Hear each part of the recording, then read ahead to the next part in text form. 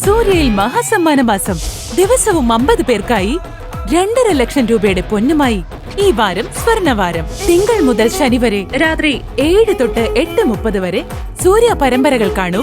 ചോദ്യങ്ങൾക്ക് ശരിയുത്തരം നൽകൂ. 50 ലക്ഷം രൂപയുടെ സമ്മാനങ്ങൾ കരസ്ഥമാക്കൂ. മത്സരത്തിൽ പങ്കെടുക്കാൻ കഴിയാതെ പോയവർക്ക് ഇന്നു മുതൽ പങ്കെടുക്കാം. പുത്തൻ പ്രസരിപ്പോടെ സൂര്യ TV.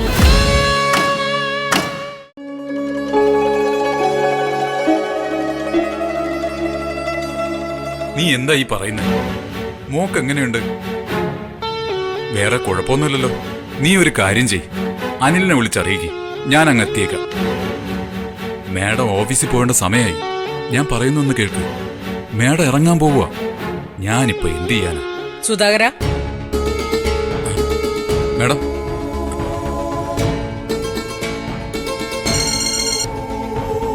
ഞാൻ പറഞ്ഞില്ലേ, ഞാൻ അങ്ങോട്ട് വിളിക്കാം.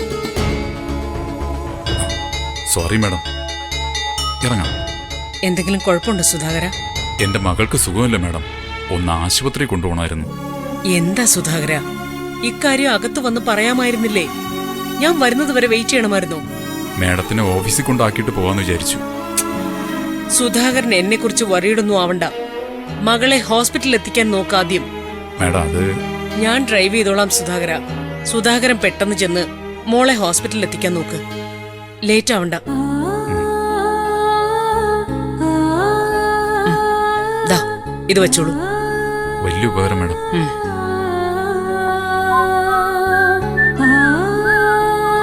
ആ അഭിയങ്ങോട്ടാ? എന്തെങ്കിലും അത്യാവശ്യ കാര്യത്തിന് പുറത്തു പോവാണോ? അങ്ങനെ അത്യാവശ്യമായിട്ടൊന്നുമില്ല. ഫ്രണ്ട്സിനെ ഒന്ന് കാണണം. എന്താമ്മേ?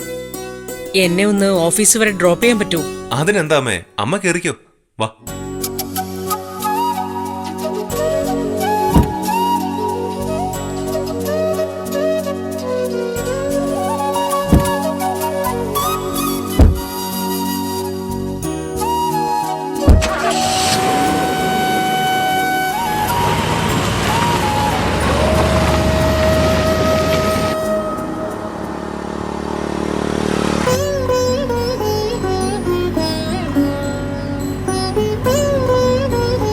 ഇന്ന് വളരെ സീരിയസ് ആണല്ലോ. എന്തുപറ്റി? ഞാൻ ബേസിക്കലി സീരിയസ് ആണെന്ന് അറിയാലോ, പിന്നെ എന്തു പറ്റാൻ? ഓ സോറി, ഞാൻ വെറുതെ ചോദിച്ചു പോയതാണേ. നീ കാവ്യെ കാണാൻ ഇറങ്ങിയതായിരിക്കുമല്ലോ. ഹേയ്, എനിക്ക് 1-2 പർച്ചേസ്, കുറച്ച് ഫ്രണ്ട്സിനെയും കാണണം, അത്രേ ഉള്ളൂ. വീണടത്ത് കിടന്ന് ഉരുളണ്ട.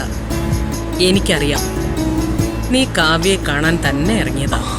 സത്യമായിട്ട് ഞാൻ എന്റെ പേഴ്സണൽ കാര്യത്തിന് ഇറങ്ങിയതാമേ. ഒന്ന് പോടാ. നീ വണ്ടി ഒന്ന് സൈഡാക്കി നിർത്തി.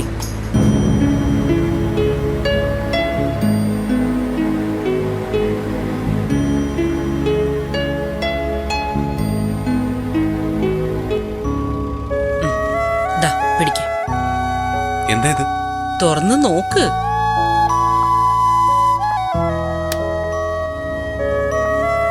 എന്താ, ഇഷ്ടപ്പെട്ടില്ലേ? ഇതിപ്പോ ആർക്കാ? പ്രിയപ്പെട്ടവർക്കല്ലേ സമ്മാനം കൊടുക്കുക. നിനക്ക് പ്രിയമായിട്ട് തോന്നുന്നവർക്ക് കൊടുക്കുക. അമ്മ എന്താ ഇങ്ങനെയൊക്കെ? ഇത്തരം ഫോർമാലിറ്റീസ് ഒക്കെ വളരെ ബോറാണ് കേട്ടോ.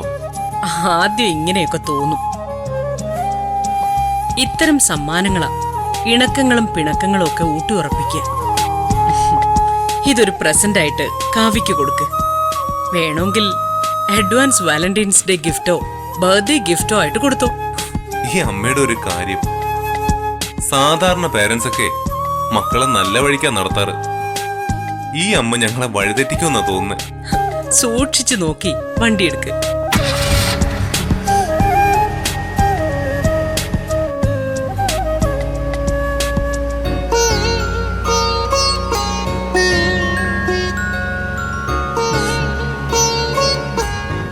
അബി, ദേഷ്യത്തോടെ ഇരിക്കുന്ന പെൺകുട്ടിയെ കാണാൻ പോകുമ്പോ വെറും കൈയോടെ പോവാൻ പാടില്ല. പെണ്ണുങ്ങൾക്ക് എപ്പോഴും കൈക്കൂലി കൊടുക്കണം. അതിനുവേണ്ടിയാണ് ഞാൻ ഈ പ്രസന്റ് വാങ്ങി കയ്യിൽ വെച്ചത്. ആ, എന്റെ അമ്മോ, അപാര ബുദ്ധി തന്നെ.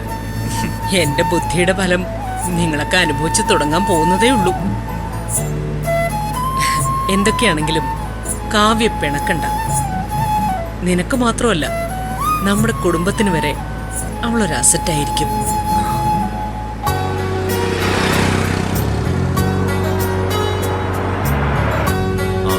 അമ്മയെ ഓഫീസിലേക്ക് വിടണ്ടേ? വേണം, പക്ഷേ നിനക്ക് അവളെ കാണണ്ടേ? എനിക്ക് ഓഫീസിൽ ചെന്നിട്ട് ചില അത്യാവശ്യങ്ങളുണ്ട്. നീ തൽക്കാലം കാവ്യയെ കണ്ട് ഒന്ന് റിലാക്സ് ആയി ഗിഫ്റ്റൊക്കെ കൊടുത്തിട്ട് വന്നാ മതി. തൽക്കാലം ഒന്ന് വണ്ടി സൈഡാക്കി.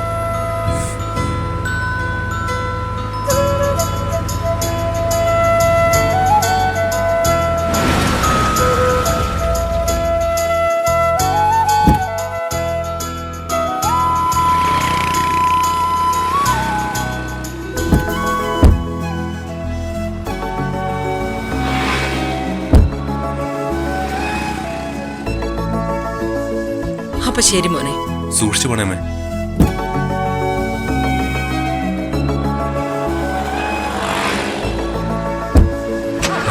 ടാറ്റാ.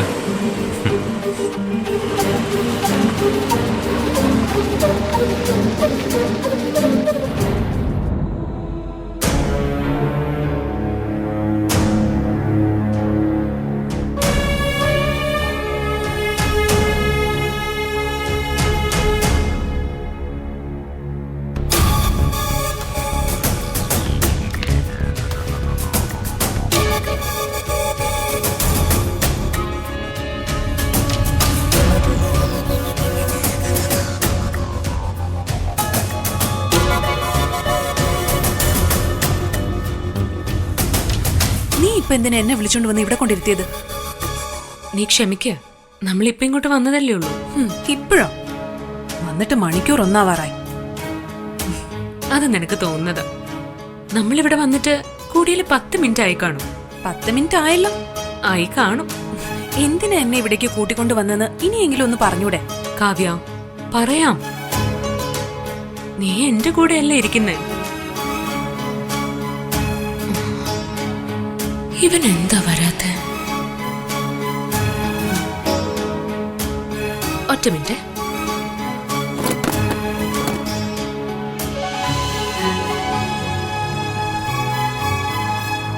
എന്താ ഇവളുടെ ഉദ്ദേശം?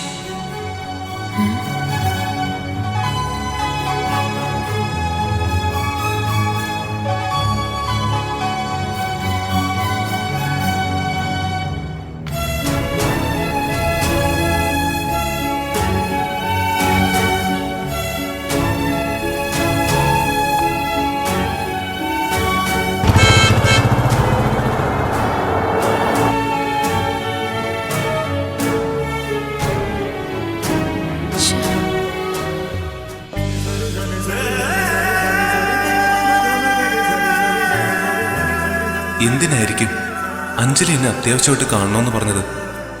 ഞാൻ ചിന്തിക്കുന്ന പോലെ തന്നെ അഞ്ജലി ഒരുപക്ഷെ എന്നെപ്പറ്റി ചിന്തിക്കാൻ തുടങ്ങിക്കാണും.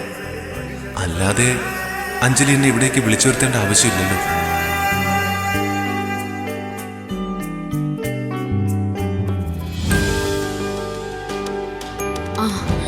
എന്താ ഇത്ര ലേറ്റ് ആയത്? സോറി, ഇങ്ങോട്ട് ഇറങ്ങിയതായിരുന്നു. പെട്ടെന്നൊരു എമർജൻസി കേസ് വന്നു. അഞ്ജലി വെയിറ്റ് ചെയ്ത് മുഷിഞ്ഞോ? ഏയ് സാരമില്ല. പല പ്രാവശ്യം ഫോണിൽ വിളിച്ചു നോക്കി, കിട്ടുന്നുണ്ടായിരുന്നില്ല. എന്താന്നറിയില്ല, ചിലപ്പോ നെറ്റ്വർക്ക് പ്രോബ്ലം ആയിരിക്കും. ആളെയും കാണുന്നില്ല, ഫോണും കിട്ടാത്തതോടെ എനിക്ക് ചെറിയ ടെൻഷനായി. ഇപ്പൊ ടെൻഷൻ മാറിയല്ലോ. ഇനി നമുക്ക് എത്ര സമയം വേണമെങ്കിലും സംസാരിച്ചിരിക്കാം. എന്നാ വാ.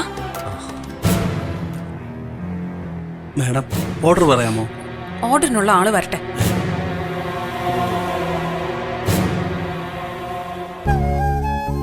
എന്താ ആലോചിക്കുന്നത്? മറ്റെന്തെങ്കിലും? ഏയ് ഒന്നുമില്ല, ഞാൻ ഇന്ന് ടോട്ടൽ ഫ്രീയാ. അഞ്ജലിയുടെ കൂടെ എത്ര സമയം സ്പെൻഡ് ചെയ്യാനും ഞാൻ റെഡിയാ. എന്നാ വാ, നമുക്ക് ഇരുന്ന് സംസാരിക്കാം. ഓക്കെ, വാ. ഞാൻ ചിന്തിക്കുന്നത് തന്നെയാ നിനക്കും പറയാനുണ്ടാവുക. വാ ബേ, ഇരിക്കും.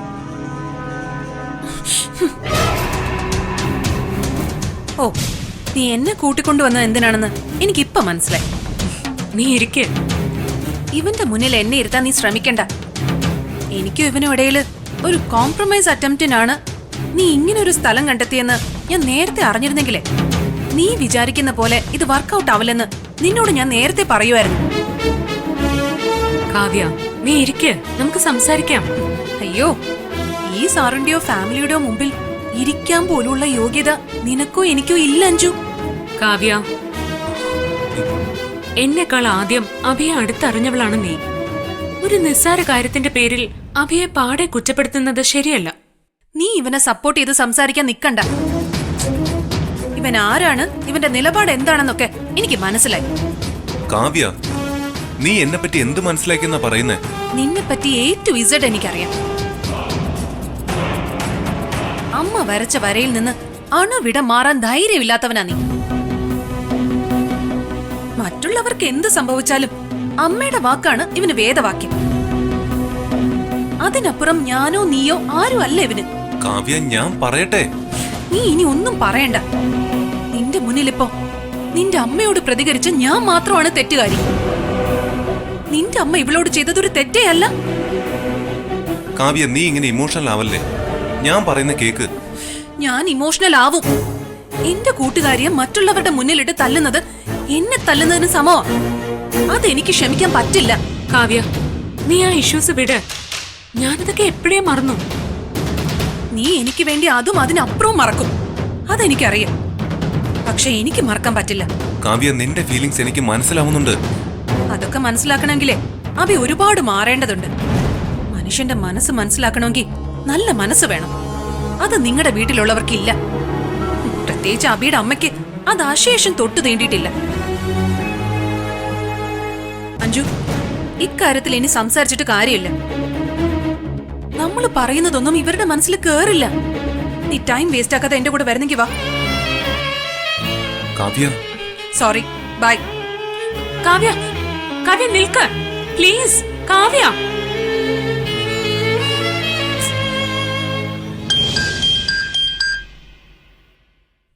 ഹലോ, അതെ.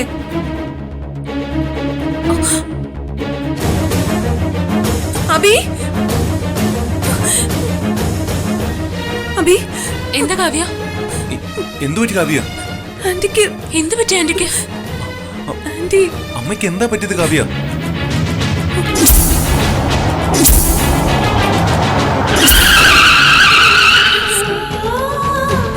അഞ്ജു, ആന്റിക്ക് എന്തെങ്കിലും? കാവ്യ, ആന്റിക്ക് ഒന്നും സംഭവിക്കില്ല. നമുക്കിപ്പൊ തന്നെ പോവാം.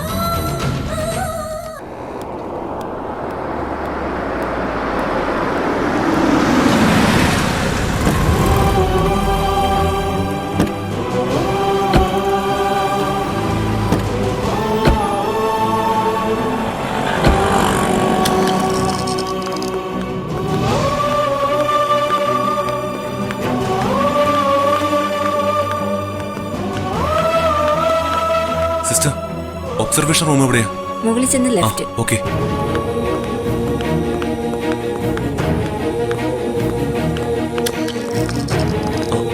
സിസ്റ്റർ, എന്താ? അമ്മ ഇവിടെ അഡ്മിറ്റ് ചെയ്തിട്ടുണ്ട്. ആക്സിഡന്റ് കേസാണ്. പേര് സുഹാസിനി. ഡോക്ടർ പരിശോധിച്ചോണ്ടിരിക്കുക. അമ്മ ഒന്ന് കാണാൻ പറ്റൂ? ഞാൻ പറഞ്ഞല്ലോ, ഡോക്ടർ പരിശോധിച്ചോണ്ടിരിക്കുക. അതിനിടയിൽ പറ്റില്ല. സിസ്റ്റർ, ആന്റിക്ക് സീരിയസ് ആയിട്ടൊന്നുമില്ലല്ലോ? പറയാൻ പറ്റില്ല. ഡോക്ടർ വരുമ്പോ ചോദിച്ചോളൂ. ശരി.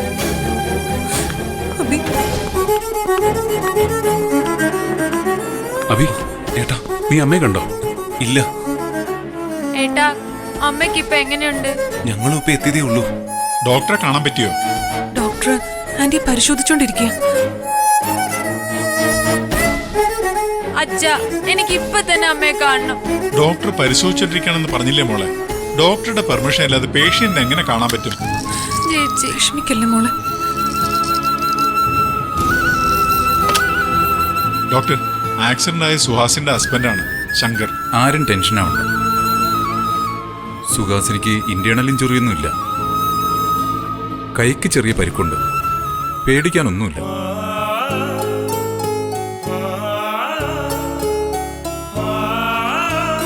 ഒന്ന് റെസ്റ്റ് എടുത്തിട്ട് നാളെ തന്നെ വീട്ടിലേക്ക് കൊണ്ടുപോകാം. ഡോക്ടർ, ഞങ്ങൾക്കൊന്ന് കാണാൻ പറ്റുമോ? ഓ ഷുവർ, പോയി കണ്ടോളൂ. Thank you doctor. ചെല്ല.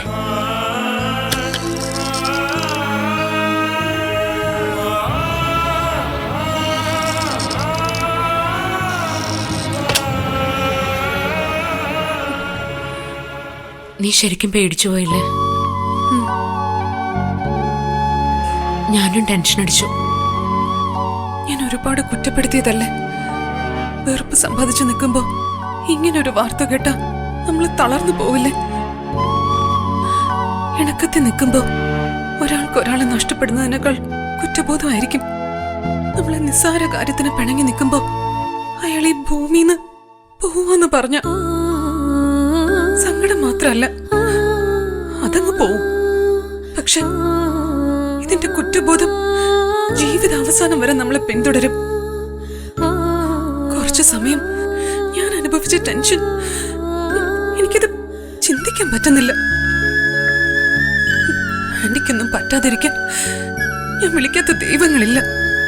നീ ഇത്രയും സ്നേഹിക്കുന്ന ഒരു ആന്റിയാ നിന്റെ കടുത്ത ശത്രു ആക്കിയത്. ആര് പറഞ്ഞു ആന്റിക്ക് എന്നോട് ശത്രുതയുണ്ടെന്ന്? ആക്സിഡന്റ് ആയപ്പോ അബിയെ വിളിക്കാതെ എന്റെ നമ്പർ ആന്റി കൊടുത്തത്.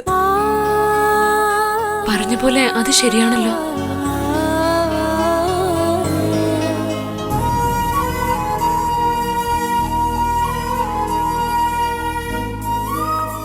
സുഹാസിനി ഇപ്പോ ഡ്രൈവ് ചെയ്യാറേ ഇല്ലാത്തതാ.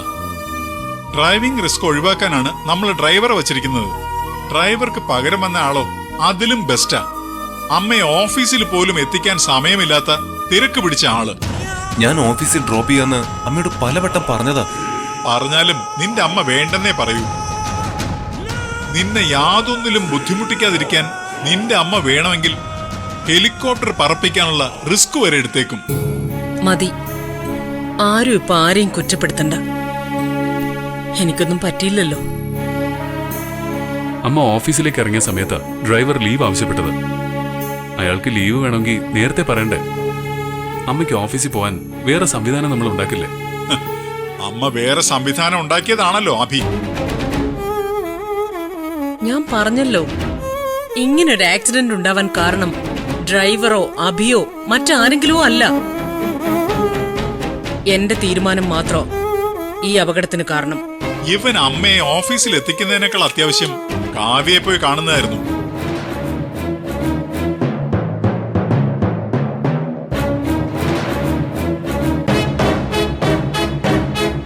എന്തിനാ അഭിയെ ഇങ്ങനെ കുറ്റപ്പെടുത്താൻ ശ്രമിക്കുന്നത്? കാവ്യയെ ചെന്ന് കാണാൻ ഞാൻ അഭിയോട് പറഞ്ഞത്. അഭിയും കാവ്യയും ഒരിക്കലും പിണങ്ങരുതെന്ന് എനിക്ക് നിർബന്ധമുണ്ടായിരുന്നു. ഞാൻ കാരണം അവരുടെ ബന്ധത്തിന് ഒരു വിള്ളല് വീഴാൻ പാടില്ല എന്ന് ഞാൻ ആഗ്രഹിച്ചു.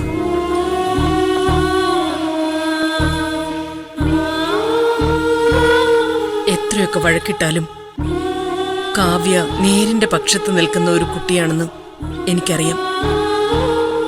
എന്നെ വിമർശിച്ചാലും അവളുടെ ഉള്ളിൽ എനിക്കൊരു സ്ഥാനം എന്നും ഉണ്ടാവുമെന്ന് എനിക്കുറപ്പാ. ഞാൻ അവളിൽ കണ്ട ഏക കുറ്റം അവൾക്ക് കള്ളം പറയാനോ മനസ്സിൽ ദേഷ്യം വച്ച് മുഖത്ത് ചിരി വരുത്താനോ അവളെ കൊണ്ട് പറ്റില്ല എന്നതാണ്. ലൈഫിൽ ബിസിനസ്സിൽ അവൾ ശോഭിക്കില്ല, പക്ഷെ എത്തിക്സിൽ നമ്മൾ ആരെക്കാളും മുകളിലായിരിക്കും അവൾ.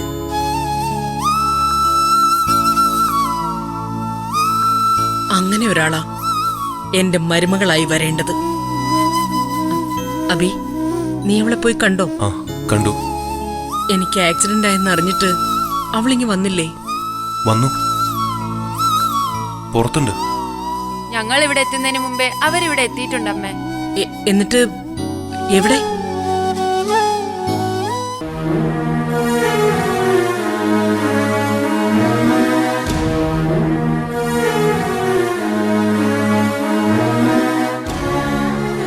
അമ്മേ, ഞാൻ വിളിക്കണോ? വേണ്ട, ഞാൻ തന്നെ വിളിക്കേണ്ട കാര്യമുണ്ട്. കാവ്യ, മോളെ കാവ്യ, ഇങ്ങ് വാ. ചെല്ല.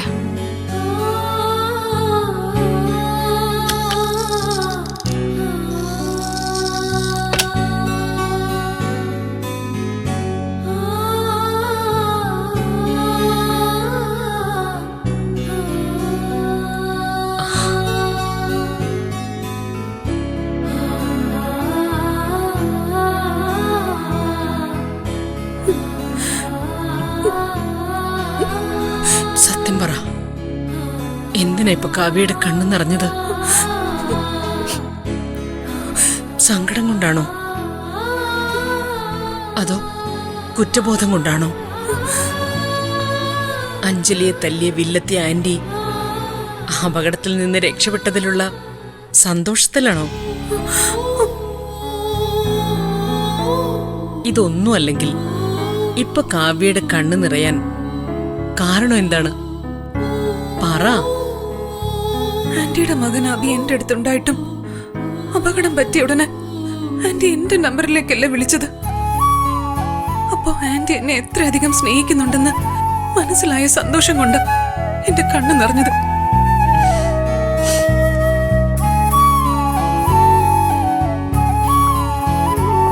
ആന്റി എനിക്ക് നഷ്ടപ്പെടുത്തരുതെന്ന് ഞാൻ സകല ദൈവങ്ങളെയും വിളിച്ച് പ്രാർത്ഥിച്ചു. നിന്നെ നഷ്ടപ്പെടരുതെന്ന് എനിക്ക് നിർബന്ധമുണ്ടായിരുന്നു. അതിനുവേണ്ടിയാ ഞാൻ അഭിയെ നിന്റെ അരികിലേക്ക് വിട്ടത്.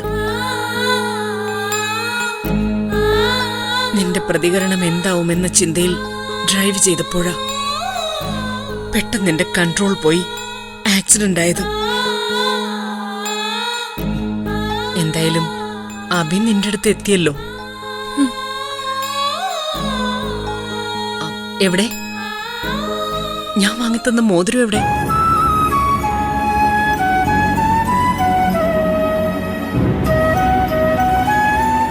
എന്റെ കയ്യിലുണ്ട്.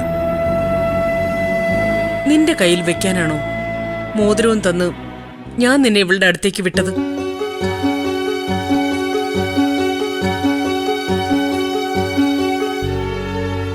ഞങ്ങൾ സംസാരിച്ചു തുടങ്ങിയപ്പോഴേക്കും അമ്മയ്ക്ക് ആക്സിഡന്റ് ആയെന്നറിഞ്ഞു. സാരമില്ല, നീ ആ മോതിരം ഇവൾക്ക് കൊടുക്കുന്നത് കാണാൻ എല്ലാവരും വേണ്ടിവരും. അതുകൊണ്ട് അതിവിടെ വച്ച് ഇവളുടെ വിരലിലിട്ട് കൊടുക്കുക.